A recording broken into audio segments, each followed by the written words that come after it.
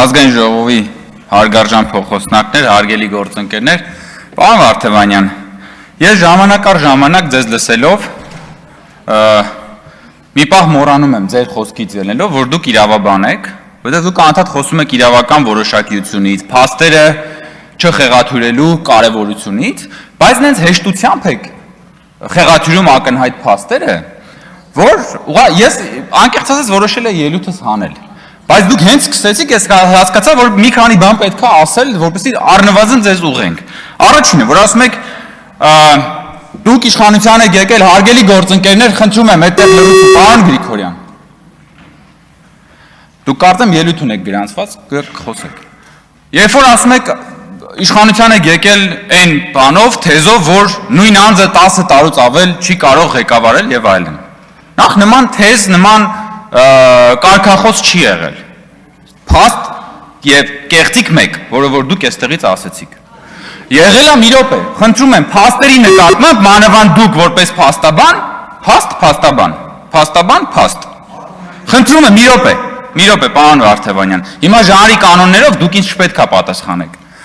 Ասվել է հետեւյալը, որ մենք չենք կարող թույլ տալ, որ Սերժ Սարգսյանը գնա իր երրորդ ժամկետին։ Դա բոլորովին այլ բան է, որովհետև Հայաստանի սահմանադրությունը սահմանադրական արգելք սահմանում է նախագահի ընտրության համար, նախորդ սահմանադրությունը։ Եվ Սերժ Սարգսյանը սահմանադրությունը, նոր սահմանադրությունը, գործող սահմանադրությունը փոփոխությունների ենթարկելով, որոշեց գնալ երրորդ ժամկետի վարչապետի պաշտոնում։ Ընդ որում դրանից առաջ նա հստակ հայտարարել, որ ինքը չի պատրաստվում գնալ եւ չի պատրաստվում հավակնել վարչապետի պաշտոնին։ Երևի այդ նույն ժամանակներն էին, երբ որ դուք աշխատում եք որպես Կարեն Կարապետյանի ավագ օգնական։ Ու նույնիսկ ենթադրվում էր այդ ժամանակ հանրապետական կուլիսներում, որ այդ Կարեն Կարապետյանը պիտի լինի իրենց ապագա թեկնածուն։ Բայց հետո տարբեր բաներ, վերաձևակերպումներ արեցին, այնտեղ ստեղծեցին առաջին փոխվարչապետի պաշտոն, որ Սերժ Սարգսյանը գա վարչապետ, բայց դե Կարեն Կարապետյանին չէին կարա տանեին սովորական փոխվարչապետ, դրա համար պետք է նա լիներ առաջին փոխվարչապետ։ Դուք էլ ներողություն այդ ժանրի կանոններով կլինեիք առաջին փոխվարչապետի ավագ կամ առաջին օգնական։ Դրա մասին է խոսքը եղել։ Սահմանադրական արգելքը վերաբերել է նախագահին։ Ամերիկայի Միացյալ Նահանգների պատմությունից որ մեջբերում եք անում, այո, Ջորջ Վաշինգտոնը ինքը կամովին երկրորդ անգամից հետո հրաժարվեց երրորդ անգամ առաջադրվել որպես Միացյալ Նահանգների նախագահ եւ ավանդույթի ուժով, այո, դա Միացյալ Նահանգներում գործող կանոն է։ Ֆրանկլին Ռուզվելտի օրինակն էլ այո ճիշտ վերեցիք, բայց դա նախագահական համակարգով երկրների մասին է։ Այսօրվա գործող սահմանադրությամբ դուք որ անդադ միշտ պաշտպանում եք սահմանադրական կարգը, սահմանադրությունը եւ այլն։ Այսօրվա գործող սահմանադրությամբ նույնիսկ որևէ սահմանադրական արգելք գոյություն չունի նույն անձի երկու անգամից ավել վարչապետի պաշտոնում ընտրվելու դեպքում, նաեւ ինչու, որովհետեւ ժողովուրդը առաջնային մանդատով ուղղակի չի ընտրում հանրապետության վարչապետին, ժողովուրդն ընտրում է կուսակցությանը, հետո կուսակցությունը կամ արդեն ազգային ժողովը, խմբակցությունը ազգային ժողովի համամասնությամբ ընտրվում է վարչապետ։ Ախր սա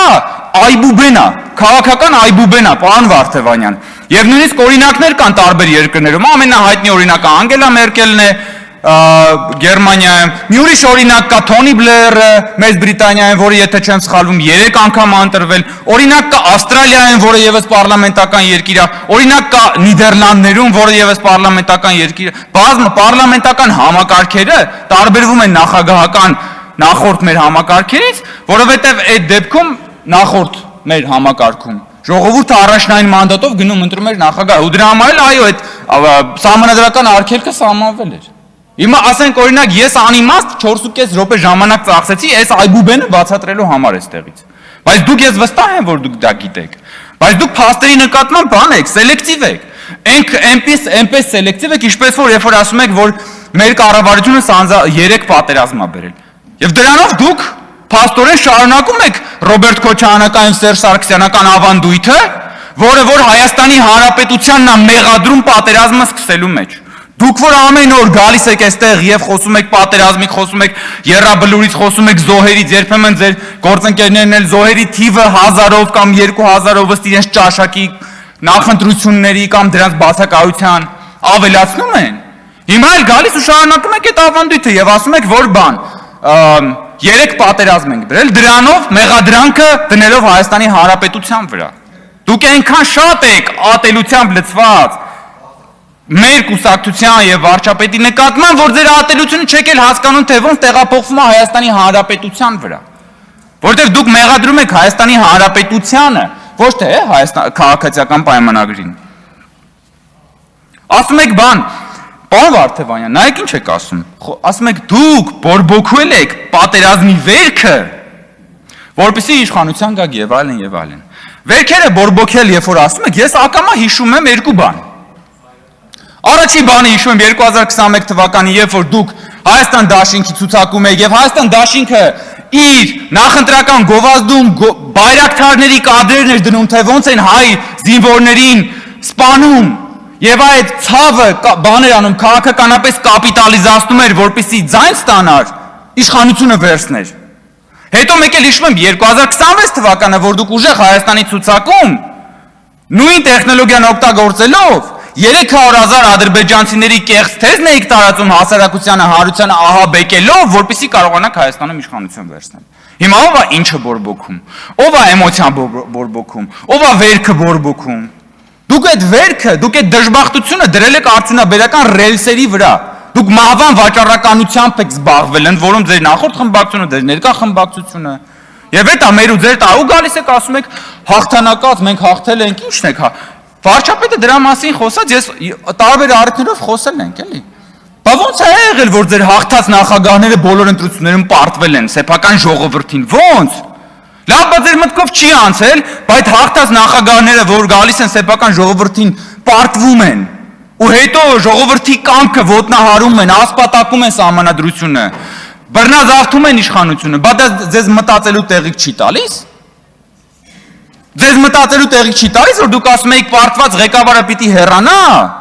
Մենք էլ ասեցինք շատ լավ, եկեք գնանք ընտրությունների։ Դուք մեզ տևական ժամանակ համոզում եք, ասում եք չէ, ընտրության պետք չի գնալ։ Թող բանը իմ քայլը խմբակցությունը ընտրի բան, քաղաքական դամբարանից հանել եք մեկին բերել եք, որը ոչ մի կապ չուներ ընտրական process-ի հետ։ Ասում եք չէ, թող իրան ընտրի։ Քաղաքական նեկրոֆիլիա, հա։ Հետո գնացինք ընտրությունների մասնակցեցինք եւ ժողովուրդը ձեր ասած պարտված իշխանությանը ընտրեց, որովհետեւ ժողովուրդը գիտի ճշմարտությունը։ Դեռ ժողովուրդը գիտի ճշմարտությունը։ Ասում եք որն է ձեր ձեռքբերումը մեզ նկատի ունելով։ Մեր ձեռքբերումը ասել ենք տարբեր առիթներով։ Մեր ձեռքբերումն է նա, որ մենք Հայաստանը դուրս ենք բերել աշխարհաքաղաքական թակարդի միջից։ Մեր ձեռքբերումն է նա, որ մենք Հայաստանը աշխարհաքաղաքական առևտրի զոհասեղանից վերցրել ենք։ Որ մենք Հայաստանը դարձնում ենք ինքնիշխան պետություն, որն ունի իր շահերը, եւ ինքը գնում է եւ այդ աշխարհաքաղաքական առևտրի մեջ, եթե շատ բան լեզվով ասենք, գնում է եւ ինքն առաջարկում է իր ունեցածը։ Եվ ինքն իր շահերի տեսանկյունից է նայում եւ չի թելադրվում ինչ որ մեկի կողմից։ Մեր ձեռքբերումն է նա, որ մենք Հայաստանը ամեն ինչ անում ենք, արել ենք, որ դադարի լինի մարիոնետական պետություն, որի մասին այսօր նաեւ վարչապետը խոսեց։ Այդ դրա մասին է խոսքը։ Ես իրականում այսքան ելույթ չէի ունենալու, որովհետեւ մեծ մասը ինչ որ ասացի, բազմաթիվ անգամներ ասել ենք, բայց ես չեմ կարողանում ամեն անգամ դասել, երբ որ գոնե դուք, պարոն Վարդևանյան, գոնե դուք այդ բանը մի ասեք։ Նախագահ, վարչապետ, 2 ժամկետ, 3 ժամկետ, դրանք այնքան պրիմիտիվ բաներ են քաղաքականության մեջ, որ որոշ այլ գործընկերներ ասեն, հիմա անվանապես չեմ ուզում ասեմ, ես կարող ասեմ, դե լավ, քաղաքական անփորձություն է, չեն կարդացել պարոն Վարդևանյանին կասեն ինքը կպատմի, բայց երբ որ պարոն Վարդևանյանն է գալիս եւ այստեղից այս բաներ խոսում, անհնար է ուղղակի դրա մասին չխոսել եւ չարձանագրել։ Ընդ որում այս թեմայով էլի իմ գործընկերները բան էին արել, արձանագրում արել են, բայց դուք միևնույն է շարունակում եք համառորեն պնդել, որ այ 14 տարվա ես նորի օրինակները բերեցի Գերմանիայի, Մեծ Բրիտանիայի, Ավստրալիայի, Նիդերլանդների, հիմա այս անուն ազգաններով այդ նախորդ վարչապետների, հիմա այստեղ բան չանեմ, ժամանակը երկար է։ Դուք կարող եք գնալ, փնտրել եւ գտնել, որովհետեւ դա այսօր շատ հայտնի եւ հանրահայտ փաստեր են, որոնց մասին կարելի է տեղեկանալ։ Շնորհակալություն։